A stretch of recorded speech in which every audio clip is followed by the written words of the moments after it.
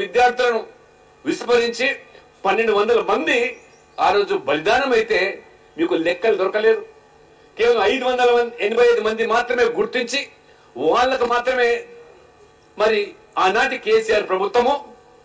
ఏ రకంగా ఆ రోజు వాళ్ళకు మాత్రమే మీరు ఉద్యోగం కానీ గౌరవం కానీ కల్పించారు. ఇవాళ ఈ ప్రస్తుత ముఖ్యమంత్రి గారికి ఒక ముఖ్య సలహాదారుగా వెలుస్తుంటే కోదండరాం గారు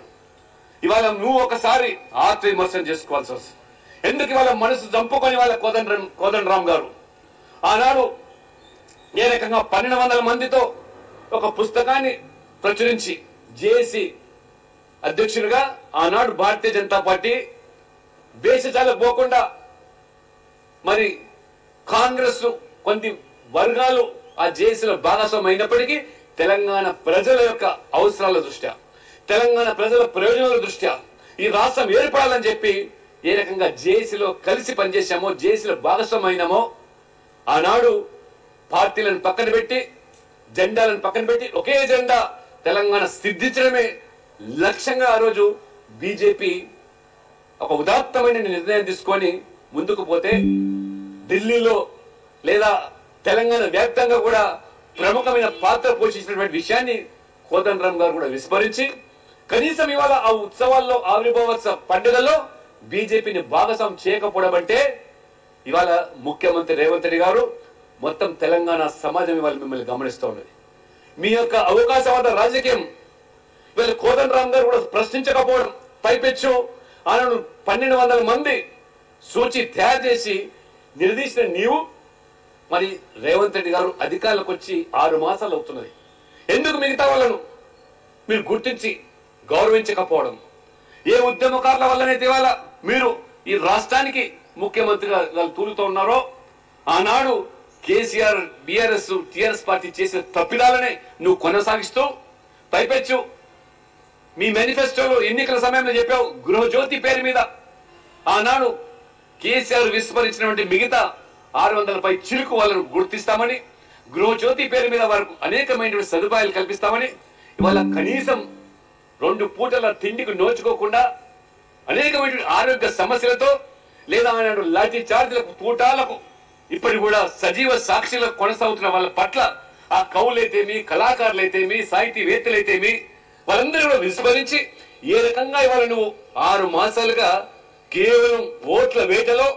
ప్రజలు మభ్యపెట్టే రీతిలో ఉచితాలు గ్యారంటీల పేరు మీద ఓటు దండుకునే కార్యక్రమే తప్పితే ఈ యొక్క ఆ బలిదానాలు బాధ్యులైనటువంటి వారికి గుర్తించి గౌరవించేటువంటి లేదు. ఇవాళ పైపెచ్చు అనేక రకాలైనటువంటి ఒక రాజకీయపరమైన వివాదాలు సృష్టించి కాలం గడిపే ప్రయత్నాలు చేస్తున్నటువంటి మీరు ఇవాళ ఇదేదో మీ సొంత కార్యక్రమంగా, మీ పార్టీ కార్యక్రమంగా మీరు భావించడం ఎంతవరకు భావ్యమని వాళ్ళ ప్రపంచ వ్యాప్తంగా ఉన్నటువంటి ఉద్యమకారులు సైతం ప్రశ్నిస్తూ ఉంటే కోదండరాం గారు కూడా నోరు మెదకపోవడం దేనికి సంకేతం? ఇవాళ అనేక మంది వాళ్ళ మరి ఆ బలిదానాలకు గురైనటువంటి వాళ్ళ ఆత్మలు ఘోషిస్తా ఉన్నాయి. వాళ్ళ ఉద్యమకారులు ఇంకా 1969 ఉన్నటువంటి సజీవంగా ఉన్నటువంటి అనేక మంది వాళ్ళ ఏ రకంగా అమరవీల స్తూపం దగ్గర తమ యొక్క గాథను వ్యధలను ఇవాళ